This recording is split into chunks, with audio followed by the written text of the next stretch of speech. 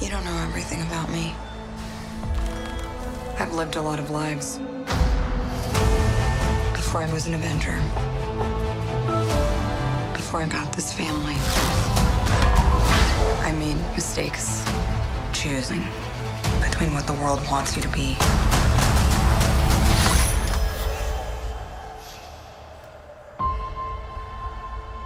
And who you are.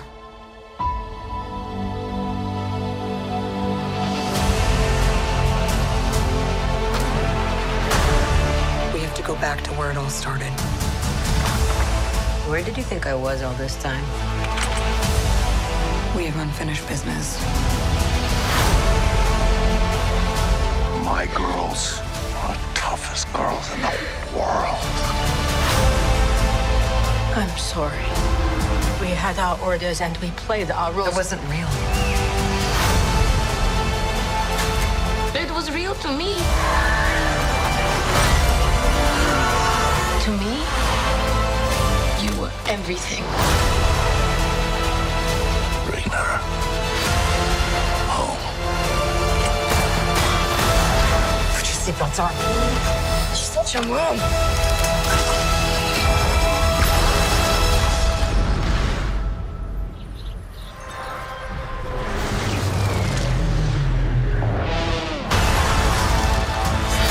One thing's for sure. I'm done running from my past.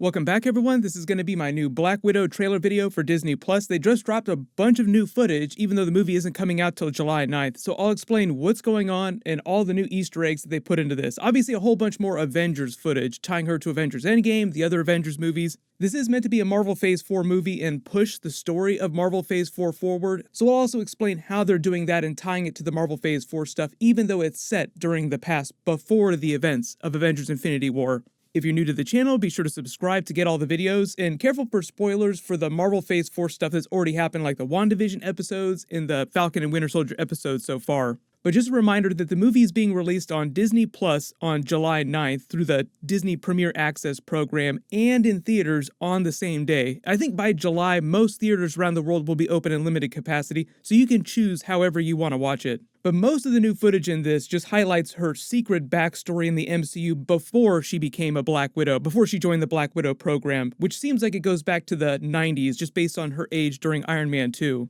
Like very young teenager, like middle school aged version of Black Widow here. They're changing a little of her timeline in the MCU from the comic book version of Natasha, Black Widow. Same thing for Taskmaster as well, so I'll explain how they changed the Taskmaster MCU backstory. Because there's also a lot more Taskmaster footage explaining what's really going on with his character as well. Turns out Black Widow and Taskmaster share more in common than you thought. But the brand new footage of this starts with her as a little kid in the past, like you see her running up to their suburban house. The way they explain this is that the Russians basically planted them in the United States, what seems like back in the 90s, to infiltrate the country, the same way you saw during the Americans FX series. Bunch of Russian spies hiding out in America, pretending to be a regular American family, when secretly they're working for the Soviets. But based on her age and when she went through the Black Widow program, it sounds like even though the Soviet Union may have collapsed in the 90s, the Black Widow program itself continued under the new Russian government. Because during Falcon and Winter Soldier Episode 3, just sort of tying this to the Marvel Phase 4 stuff and the new story that they're explaining, the Weapons Plus program, the brand new Super Soldier program, they sort of tie to what was happening around this era. Because when this flashback is happening, it's pretty close to the time when Winter Soldier and Hydra are stealing the Super Soldier Serum from Howard Stark, but that was Hydra working on their own separate from the Black Widow program in the Russian government. So the Russian military is behind the Black Widow program. That was a state military-sponsored program. All the stuff that was happening with the Winter Soldier program, that was all just Hydra over off by themselves in Siberia. So when Nagel is explaining the history of the Weapons Plus program in his new Super Soldier Serum, he's explained that basically after this failed attempt at the Winter Soldier program, after all these super soldiers that Hydra created went rogue, they put them on ice because they weren't very reliable. They brought Nagel in for a couple years to perfect the serum, but then you have the events of Captain America Winter Soldier, Hydra collapses. That's when the CIA brought him on to reverse engineer Isaiah Bradley's Super Soldier Serum for the Americans. But then you have the events of Avengers Infinity War, the snap, and then he explains that when he got blipped back by the Hulk's Infinity Gauntlet snap, they basically put the program on hiatus. And that's when he wound up in Madripoor working for the Power Broker. So the cool Marvel Phase 4 connection here is people are expecting some sort of loose Super Soldier Serum plot connected to this. Like in the comics, Black Widow does have a diluted form of the Super Soldier Serum in her blood, which makes her way stronger, not quite as strong as, say, like Captain America, because it's a weaker version of the serum that he was given. But the whole thing with Red Guardian's character is that he is the Russian version of Captain America. They gave him a version of the serum that they reverse engineered, although that would have happened around the same time they were creating the Hydra Super Soldiers in the 90s. So you do wonder who created the Russians' version of the Super Soldier Serum, because it's supposed to be different from the Hydra Winter Soldier program version of the serum that they stole from Howard Stark. I think Nagel implied during Falcon and Winter Soldier Episode 3 that there were all the different governments around the world that were trying to reverse engineer their own versions of the serum, and he just happened to be the one to perfect it. But whatever the case, the whole deal with the plot of the Black Widow movie is that they've revived the Black Widow program because I guess it went defunct for a little while. They make it seem like Taskmaster is running the program, but really you see that he's just the puppet of Dreykov here. And if you remember the Dreykov's daughter Easter egg from the first Avengers movie, based on the trailer, it seems like Dreykov is really the person who's behind the Black Widow program. He is a comic book character, but they've changed him a little bit from the comics. So in the comics, there's this man that basically adopts Black Widow like a military person. Then he's the person who takes her to the Black Widow program. But in the MCU, Dreykov is just a Russian general who's always part of the Black Widow program. And the official character synopsis for him in the Black Widow movie is that he's the person who recruited Natasha Black Widow for the program. But that happened after these flashback scenes that you're seeing with her as a little girl. Like you see Rachel Weisz's Black Widow character saying, "We all played our roles," and you see a couple other Black Widows in Russian military pulling them apart. So it sounds like whatever happens in these flashback scenes, something goes sideways in America with their infiltration plan, but they start to feel like a real family, like you have Florence Pugh's character saying, "It felt real to me," even though Rachel Weisz's character is saying, no, this was all meant to be fake. Then in what seems like present day, you have Dreykov pulling Taskmaster's string saying, "Bring her home," which is probably talking either about Florence Pugh's version of Black Widow or Natasha's Black Widow, like bring them back into the program. So they're trying to give Taskmaster this sort of parallel character arc to the Natasha Black Widow character. Like she narrates during the trailer, at a certain point you have to choose what the world wants you to be versus what you want to be. So when she says, "I made my choice," that's basically when she defected, came to America, started working with Nick Fury, Hawkeye, S.H.I.E.L.D., and then eventually the Avengers. You have Florence Pugh's character talking about how all these new Black Widows have no will whatsoever. They're kind of like puppets working under Taskmaster and Dreykov. But it also kind of seems like Taskmaster himself is a puppet of Dreykov, so he himself will have to break free of that control during the movie, even though he is kind of one of the villains during the film. I think we're all kind of expecting them to save him for future Thunderbolts spin-off stories. Like they won't kill him off at the end of the movie, and they'll portray him as more of an anti-hero so that it makes sense when he would eventually, theoretically, join a Thunderbolts team. It's the same thing they're doing with Baron Zemo on Falcon and Winter Soldier right now. Like in Episode 3, he seems more like an anti-hero than just like a straight-up mustache-twirling villain. Especially with all those sick dance moves.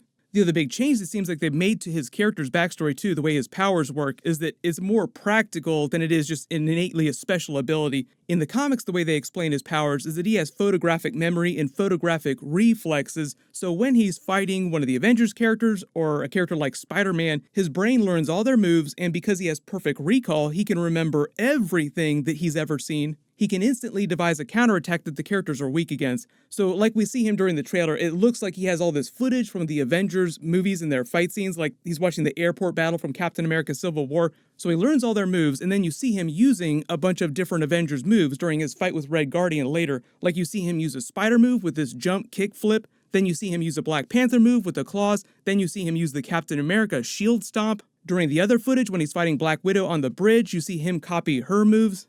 He can do that for any character, but obviously the MCU version is just making it a little more practical with the way his gear integrates that and records all of his fights. It seems like he has a lot of cameras built into his gear there. Also, if you're a big fan of The Boys, they kind of did the same thing with Black Noir's character, where you have him running around with all these body cams, and you have Giancarlo Esposito's character watching all this go down and speaking commands into his ear. So Black Noir's kind of like a finger puppet for Giancarlo Esposito's character. It seems like that's the same relationship that Taskmaster has with Dreykov here. In the comics, the big difference, though, is that he's actually an American character from New York City, and he mostly comes up working with the US military, then as a mercenary. Like, he isn't really tied to the Russians or the Soviets when he's growing up, and obviously the timeline is a little bit different, too. I also like during this new trailer footage that they show you the footage of Black Widow wielding Captain America's shield because of all the stuff that's happening with the shield on Falcon and Winter Soldier. The reason why she's able to use the shield so well is because she's so highly trained as a fighter, but also because the shield itself is effectively weightless. It's made of vibranium, which is an incredibly lightweight material. I think people got confused by that. Like, how can Falcon throw the shield so much? How can New Dark Captain America throw the shield that way if he doesn't have the super soldier serum yet? It's mostly just because it's a skill that you can learn, and the shield itself is very lightweight. It's just that when Steve Rogers' Captain America is wielding the shield in all the Avengers movies, the Captain America movies, he throws it with such force that it seems like it weighs a lot. I also like the implications of Taskmaster having vibranium claws like Black Panther, and the fact that we just got the Black Panther cameo scene crossover at the end of Falcon and Winter Soldier this past week in episode 3. I think it was only a matter of time before they started crossing over a lot of the Black Panther movie storyline stuff with the other MCU movies. The Black Widow movie is actually going to be released around the same time we're getting Loki episode 5. There's going to be 6 episodes total of the Loki series, at least as far as I know. But if you were confused about what the whole point of the Black Widow movie is, it's mostly to explain her secret backstory and why she was so willing to sacrifice herself during Avengers Endgame, and also for her to pass the mantle of MCU Black Widow to Florence Pugh's Black Widow. And connecting this to Hawkeye too, Florence Pugh is supposed to have some cameo scenes during the Hawkeye series. If you have any big questions though, or you spotted any Easter eggs during this that I didn't talk about during the video, just write them below in the comments. There's a whole bunch of new trailers that just got released, so I'll try to do videos for all those as fast as possible. While you wait for everything, click here for my full Falcon and Winter Soldier episode 3 video, and click here for my Godzilla vs. Kong ending and end credit scene video. Thank you so much for watching, everyone stay safe, I'll see you guys tonight.